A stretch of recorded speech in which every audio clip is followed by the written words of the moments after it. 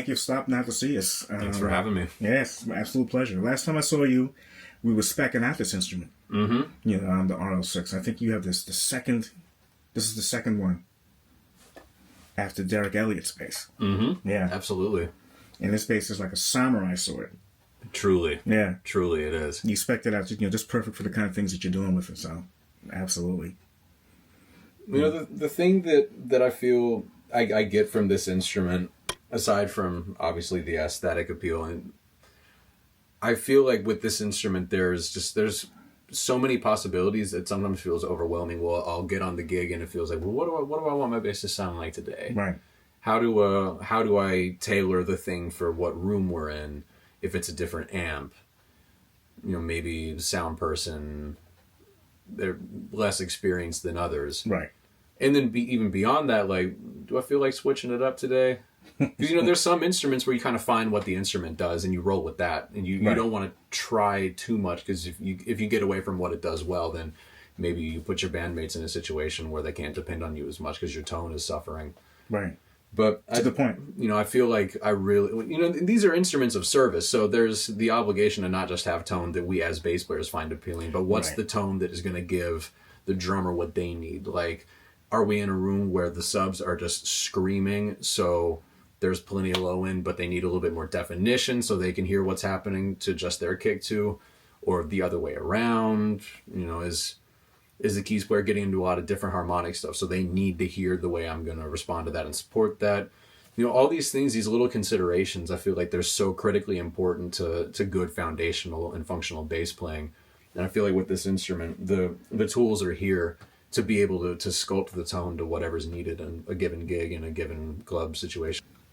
And you just basically mirrored Dave's design philosophy and audio philosophy for the instrument, an instrument that has to survive in a live and studio environment. Absolutely. Which is how that's your bread and butter. Yep, absolutely. Yeah. Yeah, and and back to functioning live. We were just talking about this. Just 2 days ago, we're on a gig where we got no amp, so we're making phone calls like, who's got an amp? Like, we got to play in an hour and a half. And we ended up with a rig that, it made sound, Right. And then even a week before that, I had a gig where the bass had to go direct through the house and I had no monitor. So, like, nightmare scenario. And no in-ears. No ears, no nothing. Fortunately, it was a small room to where, it's not like, we're not in, Madison Square Garden where at that point, just keys player, you got it, key bass. But, even in that situation, I could still hear that the tone was just screaming. There's so much, color and flavor.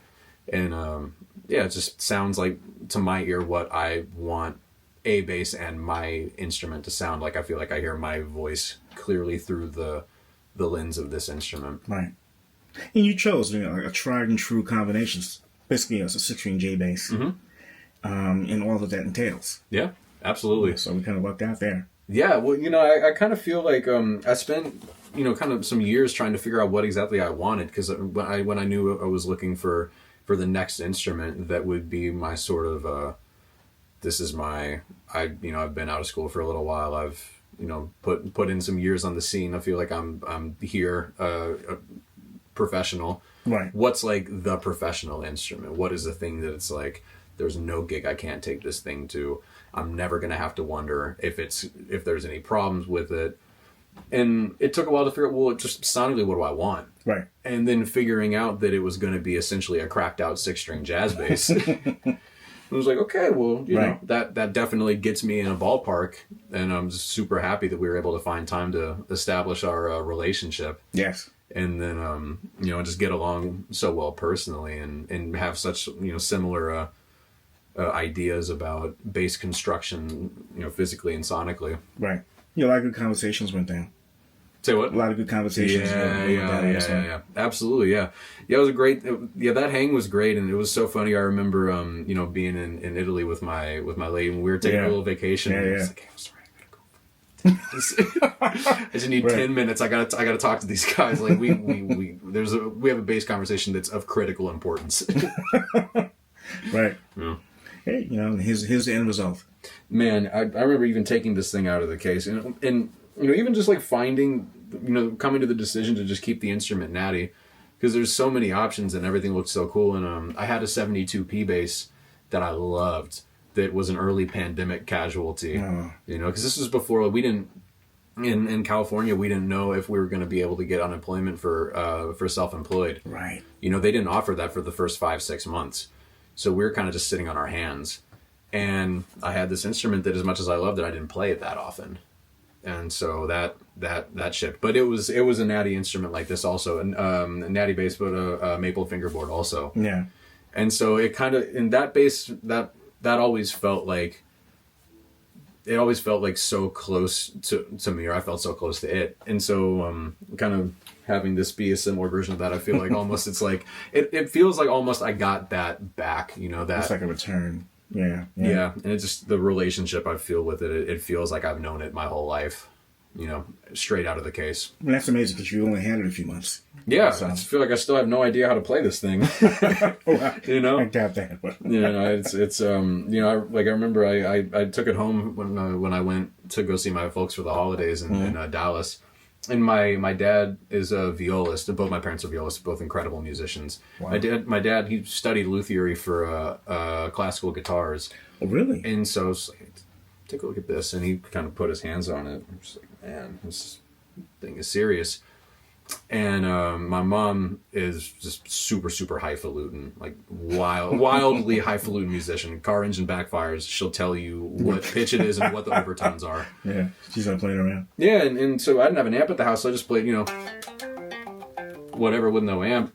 And her first reaction was like, not plugged in. This instrument has a sound, like this, like standalone. Right. Like, you have an instrument with a sound. And I take it to my tech right when I get in and just say, hey, any adjustments that you think we should make or whatever. And he plugged it in and he played a few notes. And he looks at me and says, man, like, I hope you realize what an instrument you have on your hands. Wow. And I mean, this guy, like, he techs for everybody. And I value his opinion highly. And it's just... Not that I didn't know those things, but it's just everywhere I take this instrument. And then, we do a gig the other day, and a guy who knew me with my previous instrument really well, he comes and talks to me afterwards, and man, this thing is screaming. So it's just, the reviews are rave, rave reviews. It's good to hear because, so much, all the behind the scenes shit that goes on to get an instrument into a person's hands, many people that they don't know. Yeah, they don't really need to know, but there's a process and there's trials and tribulations. Sourcing the right components. Sure. Knowing what works well. It's a lot that goes into it, and just thank you for the support, and taking a leap of faith. Well, you guys made it very, very easy. I remember leaving here and thinking like, hey, these guys are bass players, so already perfect. like these guys play, which to me is kind of important because I'm looking for a player's instrument. Right. I didn't necessarily I wasn't looking to walk out of something that you could hang in a museum, even though I know that that's absolutely, like, you guys make some unbelievably beautiful basses. But for what I just needed to know that it was going to be a brick of guaranteed tone. Because there are some instruments that are out there that are gorgeous to look at, and they make sound, but we used to call them bass-shaped objects. yeah. We got a piano player in LA that he does a Sunday night jam session. In that venue, it's a chop, it's a keyboard inside of a box, and that's what piano-shaped objects. And the thing too, talking about the process and the leap of faith and all. There was a specific moment early in the hang that I had a really good feeling. Which is, we were talking about, what do you play on now? What are you looking for? What do you need? And I remember I said, I play on a 35-inch scale. Now I need a 34. And I remember Siegel, he's, okay, we'll put a couple different basses in your hand. Tell me which one you like. Mm-hmm.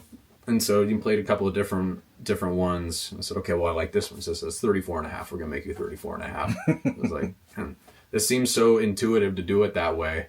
Yeah. But it's just, and in my mind, it's like, I would have never thought to do that, but it just makes so much sense. And it's perfect because sometimes I find myself in the high register and I feel like if it was any smaller, it could get uncomfortable. Right. It's exactly where it needs Right where it needs to be. Right where it needs to be. And then the little thing of with the string spacing at the nut, and looking at it when it got here, and I was just like, well, this is kind of interesting.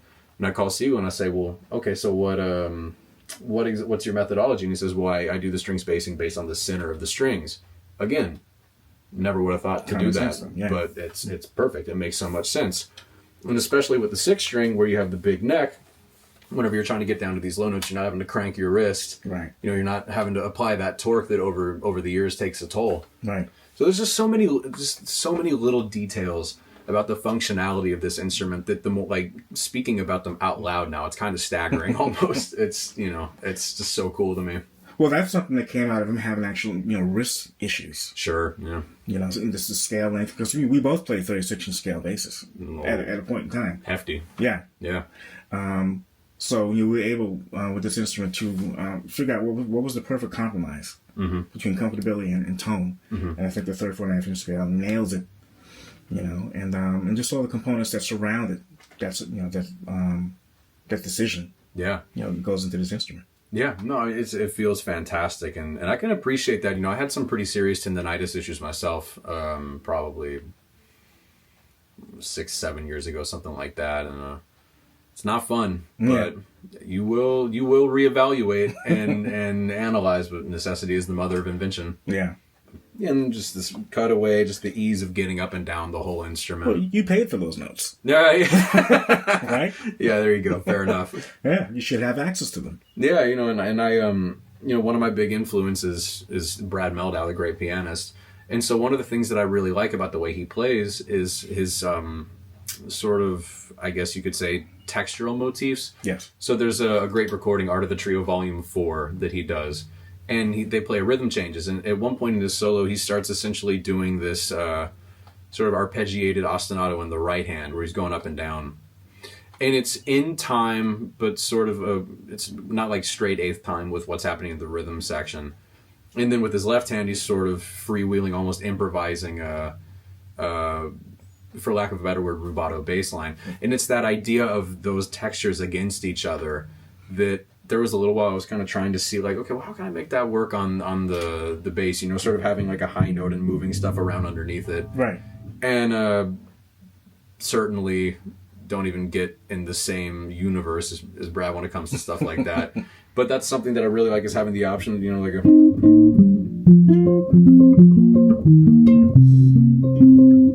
or whatever, Right. But just the idea of being able to move around like that. So if I can't get to those notes, I can't do that. Right. And just by nature of it being a bass, you kind of need to do it up there. Otherwise, it's just going to be a little bit of a wash. Yeah. Yeah. Now, I came across you on Instagram, was it maybe 2 years ago now at this point? Sounds about right. Yeah. And I said to myself, well, who's this? You were playing, you're a doubler. You play upright as well. Mm-hmm. And you were playing upright, and you were playing the head to Joe Henderson's Inner Urge. Oh, yeah. At tempo. Mm-hmm. I'm like, this guy deserves a look. I appreciate that. Yeah, and, I dug around online. Mm-hmm. And, we got in touch. We stayed in touch. And we finally got a chance to, get to this point.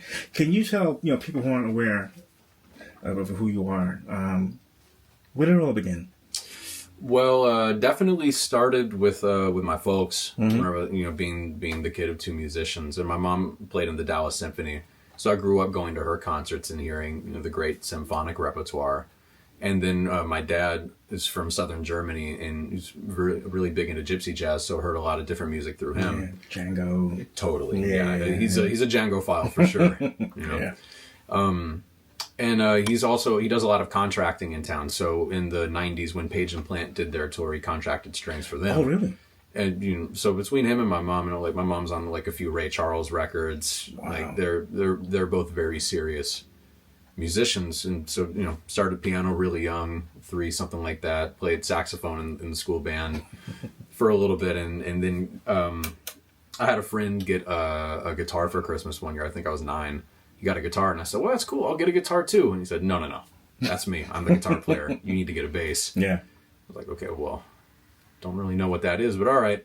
Figured out what that is, and so I started saving my money, doing my little let me, hey, Mom, how can I save some money? Because at that point, I like said so many, well, I want to play this, I want to play that. They're like, if you want to play something, you can go and get it. Like, Right. Like we're not going to be buying all these instruments for you to change up, in a few months. And so, saved up my little money and bought this little Squier starter pack at Guitar Center, and the rest is history. But, growing up in Dallas, we were really fortunate. We had such an incredible music scene and so many incredible teachers. A lot of great players came out of Oh, yeah. Texas. Yeah. Yeah, we were very, very fortunate, especially at that time. So once I got to high school at the Performing Arts High School in Dallas, Booker T. Washington High School for the Performing and Visual Arts, I started, really going after the jazz thing, and it's, got into upright there, and started really pursuing that as sort of the focal point. Because up until then, it had been like rock and metal and stuff like that.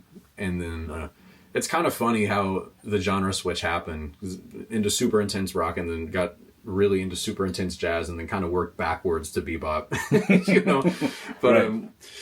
But so. Yeah, just started playing there, and I met a couple of my closest friends who today, who I'm on tour with right now, Blaque Dynamite. His name is Mike Mitchell, incredible drummer.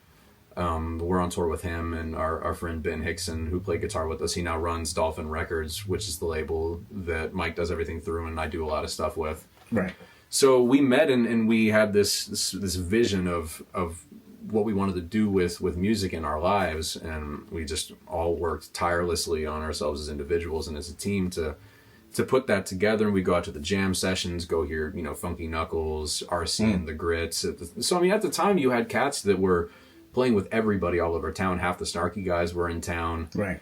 and That's right. And it was a community that really fostered the growth of young people. And even, a lot of the bars in town, I probably shouldn't say their name to not get them in trouble, but they kind of, they all knew we were in high school. Right. But their whole thing was, don't mess up. Like, don't put us in a situation. Right. But we know you're here to learn, so you can be in here.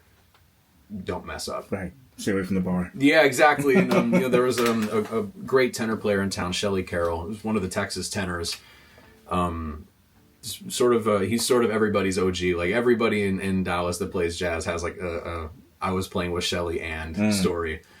And right before I left for college at Berkeley, I was playing in the house band at the jam session spot, the Tuesday night jam spot. And so he'd heard me, and he'd had me on a few gigs. And I remember the first gig we were playing. In the first song, he played like one note of the head, and he turned around and he's like, no, not like that. Just straight down, half notes. So like I walked off that gig like, all right, well, I made one gig with Shelly. And so then at the Tuesday jam spot, the next time I'm playing in the house band, because Shelly's sister used to work the door there. So I'm kind of thinking, okay, well, maybe Shelly will be back. Maybe I'll get to play with him again. We'll see if I get another shot. So Shelly's there. I'm like, oh, this is great. Okay, cool. So he comes up, we play a blues, and I'm like, I'm trying to play. I'm playing with intention. Right. And we get done. And he's like, "Hey, good to see you, man. Yeah, sounds good." And he walks away. So okay, well, I made a gig with Shelly. So I'm packing up at the end of the night, and Shelly's sister, who works at the club, she comes over and says, "Hey, Shelly wanted me to ask, can you make his gig again tomorrow?" Oh wow. So I go in there, and I remember thinking like, okay, if got another shot, can't play reserve, just go in there and play. And I remember we got after it, and it was real cool. And he asked like, what's your deal? And I said, well, I'm about to leave town, go to school in Boston. He said, well, I got gigs. You want to play with me this summer? So I was working with him 5-6 nights a week for that whole summer. And we used to play at this bar that had just opened up. And I don't know what he told the owner. I guess he told him I was 21 or something. I don't know. But somehow, I like an idiot, I invited all of my non-21-year-old friends. So the bouncer told the owner, he's like, I got like all these kids out here that are here to see the bass player. Like, what's going on? What's the deal? Yeah, what's going on? And fortunately, the owner of the club happened to be a bass player. So his whole thing is, he's like, I see what you're doing here. Like, your friends, they can't leave the door. They can stand next to the door. They come in, stand next to the door. Don't get anywhere near that bar.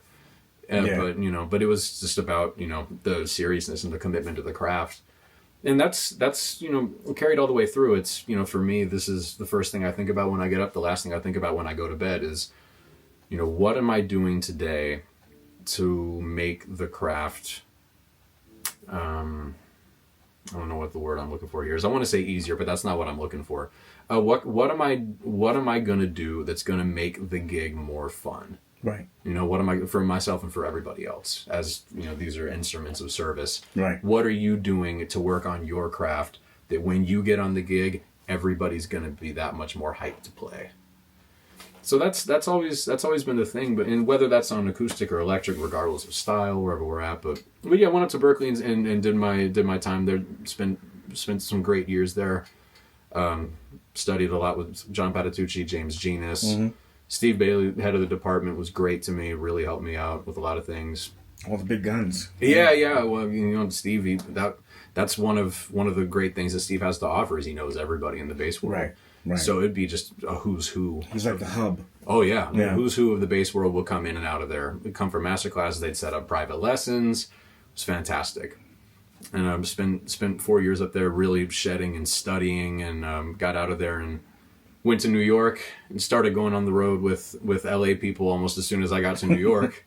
So after a year, it seemed like it made the most sense to go out there, and been out there for 5 years now. What kind of gigs were those? Jazz gigs? With the LA Cats? Oh, yeah. So the main one was with the piano player named Cameron Graves. Okay. And we used to go out trio with Cameron and with this drummer Mike that I was telling you about, Mike Mitchell, my best friend growing up.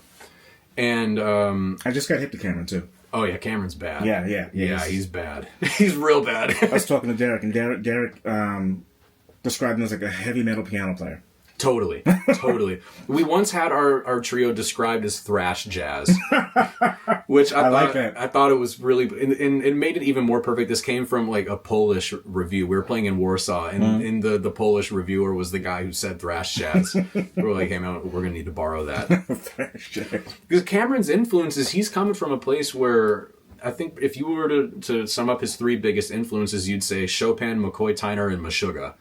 Oh, Jesus. So that's kind of like, Yeah. like the way he plays is like a direct amalgamation of all of that. Right. So whenever we're but he's also a super, super hip hop head too. Growing up in LA and growing up with like the West Coast Get Down and the young jazz giants like Ronald Bruner and Steven Thundercat Bruner Kamasi. Wow. Those guys all grew up together. So there was also a deep West Coast hip hop influence there too. So we get on this gig, and this is my first time out of the gate from school, and Mike and Cameron played together in Stanley Clark's band for years. Right. So they already had a thing. And they were, you know, at that point, you know, Cameron's older than us. I think he's early 40s now. But Mike had been on the road for 6-7 years by that point, and I'm fresh out of the gate like, okay, Green. this is what I trained for. Here I am. you know. And it was the most incredible learning experience because, I mean, you know how Cameron plays. I mean, the guy's got chops for 10 people. And so in all of his tunes at the time that we were playing were all, like, harmonically speaking, mostly modal. So we'd play the head, and once we got into the blowing, anything could have gone. So there was always the thing of you got to be hyper aware of what him and Mike, you already know what Mike does. Yeah. You get in there with both of them, you got to anchor that. Like, you got to be on that. Like, you can't sleep for a second. And then Cameron will take these insane, metal McCoy Tyner Chopin solos, and he'll go for like 10 minutes, and he'll finish up and be like, woo! All right, you got it. You're up. Yeah, exactly. And you just be like, I gotta do something. And in my mind at the time, I was just thinking, you know, like, not to, diminish myself, but like, I'm like, the least developed of these three cats here.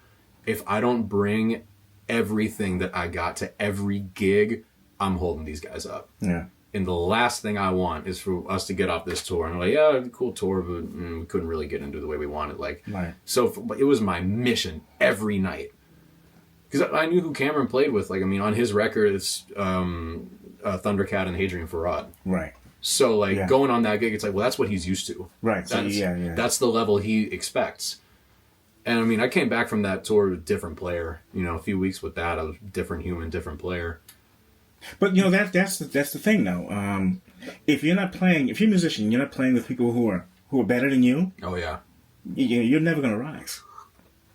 Yeah, and it's scary. You're going to stagnate. Yeah, and it is scary. Like, it's scary to go on a gig and know, like, I'm really bringing up the rear here, you know, right? And that's cool because you got to start somewhere to get somewhere, right? Everybody is where they're at in their thing, but so that's always my desire is I love being in those situations of, you know, sort of forced growth, the sink or swim thing. Right. And I'd like to think that I've been able to make a career out of finding ways to swim in situations that maybe are not my forte or something I'm super well versed in. But that's, and I tell my students that also, you know, they'll a lot of students they'll send me a video on Instagram like, hey, this is my new thing. And I'm like, cool, sounds good. I want to hear you on a gig. Right. Like when it's live bullets, I want to see how you do. Exactly. Yeah. Because like, especially as a bass player, like if you're a guitar player, if you can rip for 1 minute on the gram, okay, we can put you on an arena tour, you play your part, and then you get your 1 minute and you do your thing. Right. But if you're in our world, if you're in the jazz world or an improvised situation and you're a rhythm player, I got to see it with live bullets. Right. Because there's gig skills that you have to have. And you can't get them anywhere but from being on the gig. Right. You know? It's like how we learn how to speak. Mm-hmm. You have to speak to someone. You have to communicate with others. You have to learn how to communicate. Totally. You know, in a coherent fashion. So I get exactly what you're talking about. Yeah. There are a lot of Instagram virtuosos. Absolutely. But when the rubber hits the road, what happens? Yeah. Yeah, and it's scary, and I don't begrudge anybody for doing what they need to do on social media. Sure. This is the world we live in now. Exactly. You know, and but that's definitely become somewhat more prevalent. Especially, you know, cats will get hired off of their internet presence, and that can have sometimes not the best results. Right. You know? Now, I came across you on social media, and I saw you with a whole diverse range of players. Jesus Molina. Mm-hmm. Absolutely. Dude, guy's playing, he does a mashup of Donnelly and... yeah, Donnelly and Giant Steps, yeah. Steps. And you guys pull it off. Yeah. It was the most insane thing I've ever seen. Well, you know, the thing that was funny about Jesus was we met playing with Arturo Sandoval. And I was in that band at the time, and he was subbing in. And the normal piano player on that gig, a guy named Max Hamer, phenomenal player, West Coast. So, you know, Max is sort of like the unofficial MD of that band, where he really orchestrates a lot there. So when we knew he couldn't make it, Arturo and Jesus are friends. Jesus comes on, and we were all kind of thinking, like, okay, this is going to be interesting to see. Because at the time, like, you know him from social media, you know him from the videos. But we're kind of thinking, like, okay, well... Because that gig, that's really a musician. Like, it's a lot of chops and a lot of sizzle. Yeah. But at the foundation, there's a baseline, a high level musicality that if it's not there, it's not going to work. Right. So we're kind of, especially for the piano chair in that band. So we're kind of, this is going to be interesting. Going to be interesting to see how this goes. He comes in the gig. He's super cool, like getting along great with everybody, super prepared. And he smacked that gig. And with Arturo, you know, there's a part of this of his gig where every now and then you get into like a sort of like a D minor, like a 108, 110-ish sort of funk jam. And when that happens, anything is on the table. Like he might just say, hey, go to a reggaeton thing, or hey, like, you know, go to like a metal thing. And he's going to call it like that, and it's going to be on beat 3 of the measure before he expects it to be there. Wow. You know? So you gotta have your ears up, especially on drums and piano for that. So he turns to Jesus, and it's like, think like the end of 3, and we're really in there, like we're sitting in it, we're really going. He goes, Montuno, hey! And like tells the band to drop out, so it's just piano. So that could really go sideways. Yeah. And Jesus hit this Montuno like a missile. Like a missile. Just so on. That kid is serious, man. He's serious, and it was so cool to play with him, and like, man, this is a serious musician. Like, this is way more than what you see on the gram with him. Right. And so that led to that collaboration. And because at the time, you know, he was saying, like, I want to do more stuff with Upright in the acoustic world. So he did that, and there were a few others from that session that we did that I don't think have been released yet. But he told me ahead of time, like, I want to do these standard mashups with arrangements. So when he sent that one, I was like, hey, so what tempo are you thinking? He's like, 300 should be okay, right? Yeah, and no joke. Well, so, you know, on the metronome app, the Pro Metronome, they have a feature where you can set it to where you start at, let's say, 50 BPM, and every 4 bars it'll go up by 5. Oh, wow. You know, so what I did was that once I got it in my hands, because he superimposed Donnelly over the giant subs changes, Right. but he altered the melody to fit it diatonically. So it's just absurd. They're like really, really hard to play. And so I'm thinking, like, if we're going to nail this, and we're doing it live, we're doing it to video, so we got no choice but to stick You it. gotta nail it, yeah. I would set the metronome to 50. Once I kind of gotten the thing in my hands, I would set it to 50 and have it go up 5 BPM until it got to target tempo, just every day. Wow. And for about 2 weeks. So that I feel like with stuff like that, especially in the acoustic, where like the positions your hands are going to be in, they're so unconventional to the body, and just having to traverse the whole instrument. Something like that, it's really best if you work up to it over time. Like, Right. that's it's going to be hard to like cram that. Like you're studying for a test. So yeah, like just twice a day, 50 BPM to 300, 5 BPM at a time. So I mean, but that took up like an hour every day because Wow. we're going up 5 BPM every 16 bars. Right. Because you have to combat a certain amount of muscle memory, as well. Exactly. Right. At that tempo, like your hands are in front of your brain, unless you're a super genius, which I am not. Right. So that really was my thinking, was I need to get this so down that I could do it in my sleep, and especially because we were doing it so live that the bass was mic'd, but I kind of knew like a lot of this is going to have to be the sound. A lot of this is going to have to come from the pickup. So like I'm not going to be able to hide in the mix. Like this is going to be clear. Right. So that was the way I kind of attacked that. Was I'm going to have to build this up over time. So like the day I got it, just started putting in work. Wow. You seem to be like kind of like in the eye of the storm of all these great players, and I sense that has a lot to do with not just your talent but your attitude. I'd like to think so. I appreciate that comment, by the way. Thank you. It's I feel really fortunate to play with the people that I do. That I get to play with a lot of people in a lot of different phases of their career, and playing with cats like Jesus and like Mike, Blaque Dynamite, and some of the other young geniuses of my generation. The biggest thing I think about is that the playing is assumed at a point. Like that can't be in question. If it is, then your name's not in the conversation. If there's even a shadow of a doubt that you might not have like the hands to get the gig done, or the hands or the whatever, like that's just it's just assumed. But then the question is, so this tour we just did with Mike, we're in the van 6-7 hours a day. We're doing Airbnbs. We got sound checks. We're calling around for gear. Like we're definitely like this was this was a tough tour. Right. And the last thing anybody wants in that situation is one person who's going to make it a drag for everybody else. Right. And that's hard sometimes. Like, for instance, we woke up in Philly a week ago, and I looked at the temperature because it was freezing the night before. I looked at the temperature, and it said 1. Yeah. Well, yeah. And I mean, man, I'm from Texas, man. Yeah. I'm from Texas. I live in LA. I'm not with that. Right. So, we wake up and look at that, and it's like, oh, and we parked the van a quarter mile away. Okay, all right.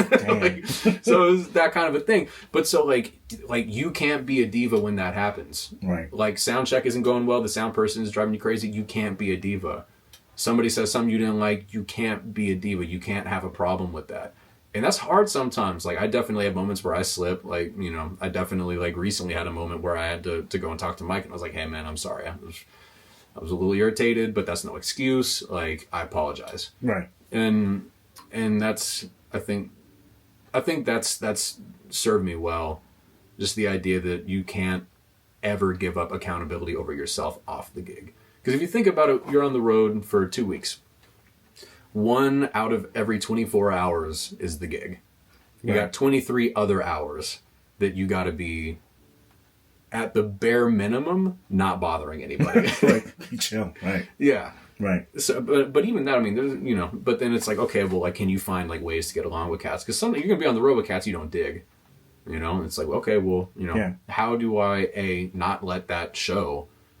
Like, and B, how do I make sure that everybody's having a good time? It's sort of like the same thing as, I feel like it comes more naturally for bass players in general, because that's sort of the nature of the instrument. Right. It's your jobs. Yeah, exactly. It's sort of like you are trained to be cohesive. You're trained to keep things cohesive. So I feel like it comes a little bit more naturally personality wise.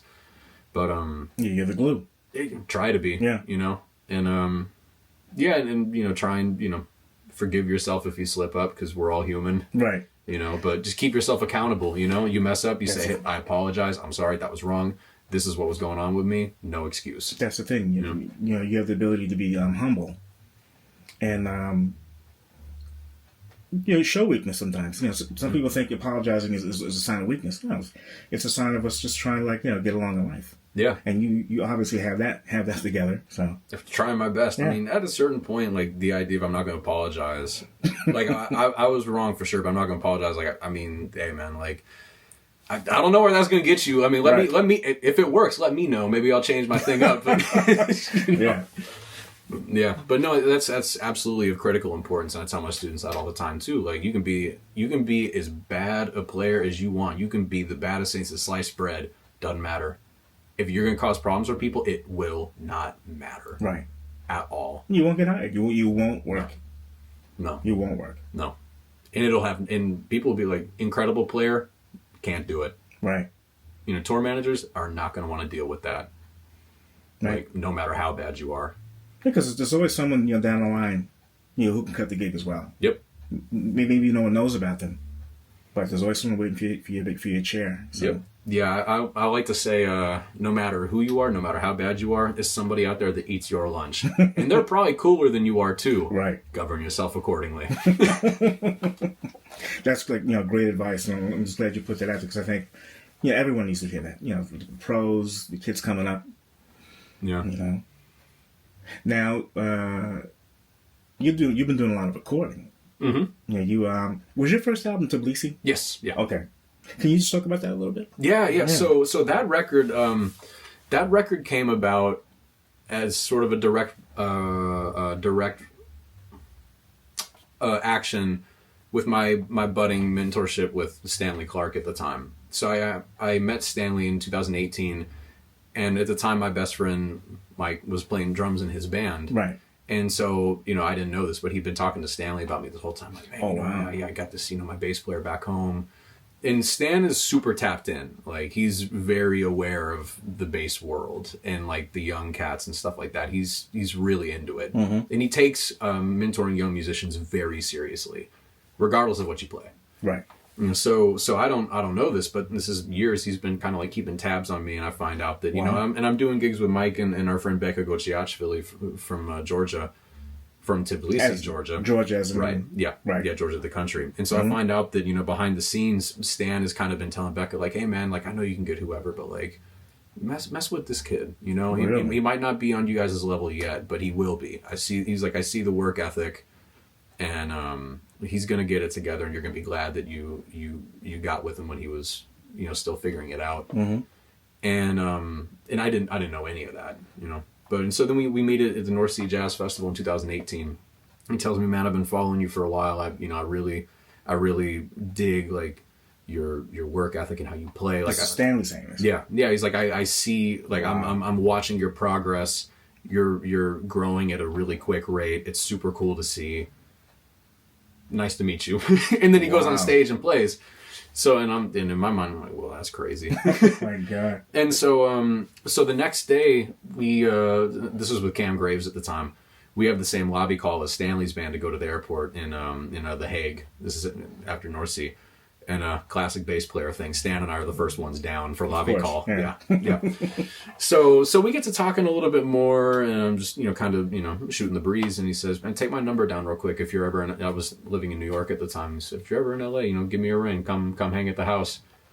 Wow. So at the time, a few months later, New York isn't really working. I'm not there that much. Like, I'm just touring a lot and not really loving the day-to-day lifestyle that.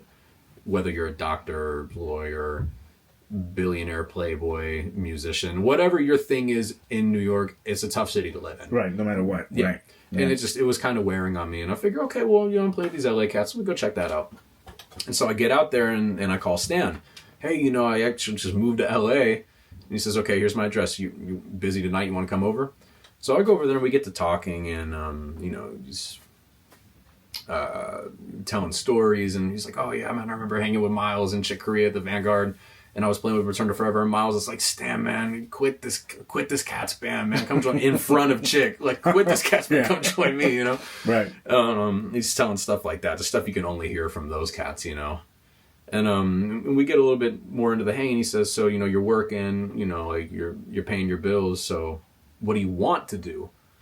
And at the time, like, my great dream in life was to play with Chick. Right. And so I told him, well, you know, I really want to play. I've got my list. I really want to play with Chick, and you know, I want to have some records of my own. And he said, okay, well, do you have any now? And I said, no. He said, okay, get one. Give me a copy, and I'll give it to Chick and tell him you want to play with him. Wow. Was essentially what happened.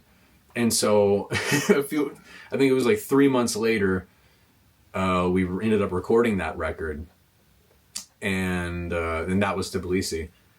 And we did that session in 1 day in my friend Greg Spiro's studio.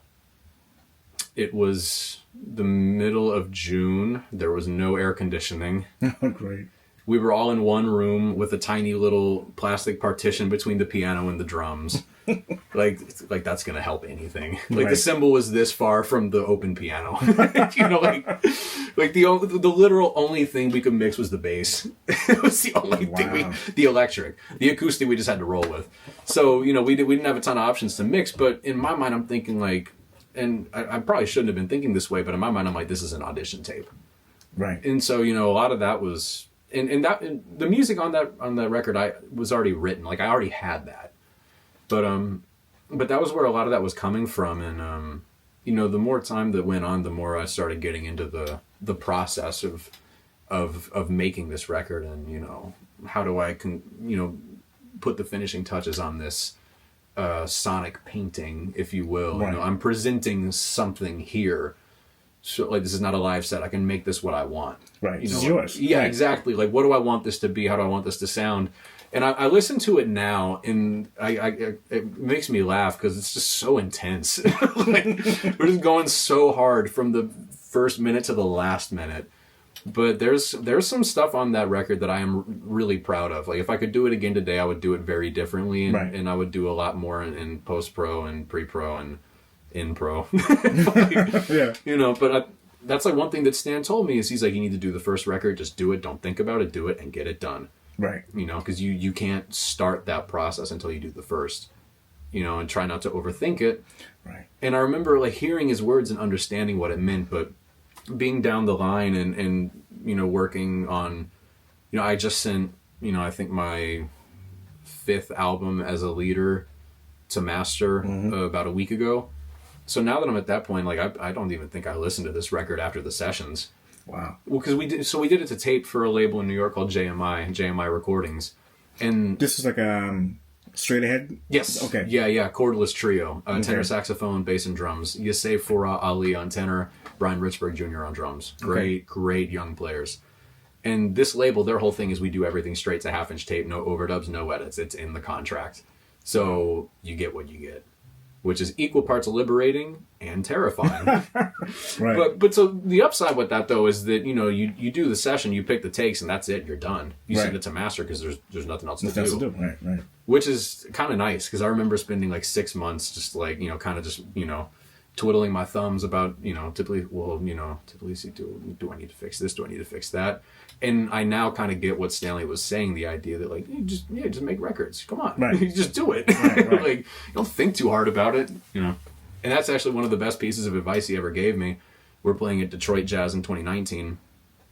And Stanley was the artist in residence. And at the time I'd gotten to know him, and this was after the hang at his place, and we kicked it a few more times. So I'd gotten to know him, and I took the mixes over there to show him of Tbilisi, and he listened. He's like, yeah, you definitely need to put this out. Wow. You know, and so we're hanging at Detroit Jazz, but he hadn't seen me play live before. So we're setting up with Cameron. I got Cameron there, and Mike's over there, and our guitar player Colin Cook is there, a great guitar player. And I'm setting up, and Stan's like, hey, Max, Stan's here. And I look over, and he's in the crowd with the shades on, looking at me like this. Oh, great. Holy shit. You know, and it was, and at the time, like, I remember, like, I think, like, as I turned around, I was like, My shoulders got so high. I got so tight. Because, I mean, it would definitely, and whether or not this was in his intention, it definitely kind of felt like, all right, young buck, let's see what you got. There it goes. You tell me you want to play with chick, you want to do this, you want to do that, let's see what you got. He's vouching for you. Yeah, it's like, I'm going to vouch for you. I got to come see you on the gig. Right. And we do the gig, and like it took about 4 songs for my shoulders to drop, you know. But we got into it, and we ended up having a great gig. And he actually helped us out because we were having a hard time with the sound. And Stan's tour manager also does front of house, so his name is Travis. It's genius human being. So Travis went back to the board and got us right, you know, fortunately. But so, you know, but we got to the end of the gig, and you know, we'd really played well, and we had a good gig. And then the next day, I did a performance with Stanley where he did the score for Boys in the Hood. Right. And so we did a live performance of that score to close the festival. And he's like, I need somebody on bass while I'm conducting.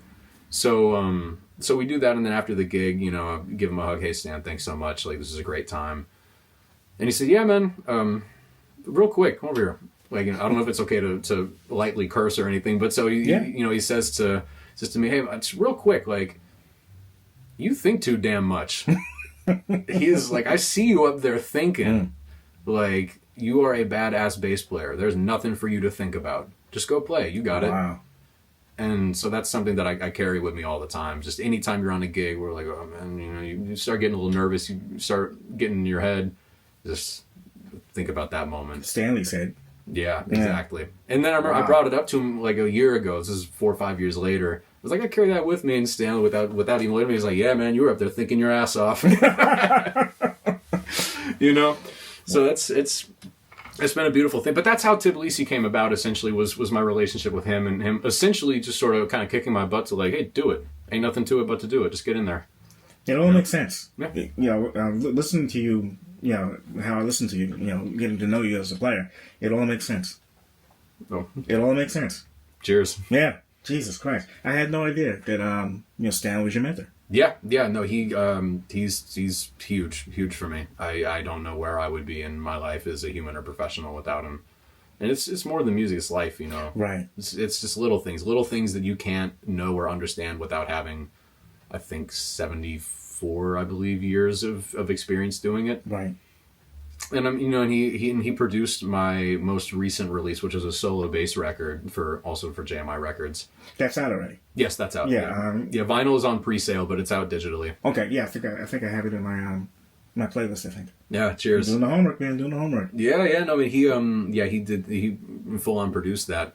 When the label asked if I'd be interested, I'm thinking, well, yeah, for sure.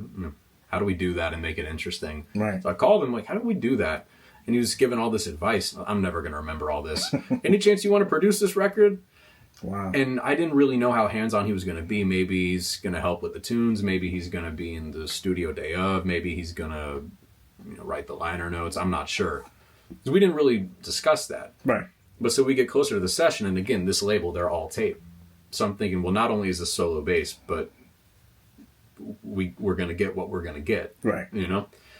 And so I go to the studio, and I'd gone over there and I'd played everything down for him, which I was really grateful to have done, because I didn't want to be in the studio recording with playing solo bass in front of Stanley. I didn't want to be thinking that in the studio. Like, I wanted to like have that moment and have those nerves, get it out of the way. Right. So I just went to his house and had him just like this, like just sitting and staring and listening, going through the whole thing. He gave notes on the playing of the songs and the compositions. And so then we get to the studio and he shows up and he's there all day. Like, he walked in, you know, the engineer was incredible and very much like, hey, you tell us what you need, Stanley. So we came in there, we said, we need this mic, we need this mic, we need that, we need it there, and there. And then when we got into the playing the actual tunes, you'd say, okay, yeah, that was a great take. One more and we're going to have it. Or then we'd do a tune and it'd be one take and it'd be like, probably going to use that one. Let's do one more for safety. Right. You know, those little things that, you don't have to wear every hat in the studio. Right. You can just play.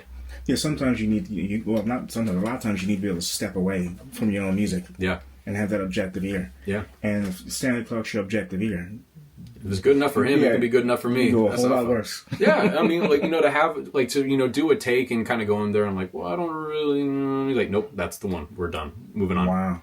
Easy. Made it a very easy day. I had no idea. Yeah. I'm glad you came in. I know so much more about you now. Oh, cheers. So does everybody else. Wonderful, man. Yeah. Wonderful, wonderful. Yeah. Maximilian Gerl. Thank you so much for coming in and sharing, these tidbits and facets of your life. I'm fascinated. I'm a bigger fan now. Oh, cheers. Appreciate that. Thank you very much, my friend. Thank you. All righty.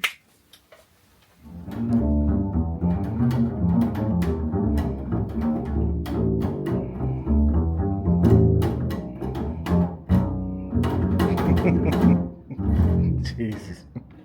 Man, yeah, that's cool.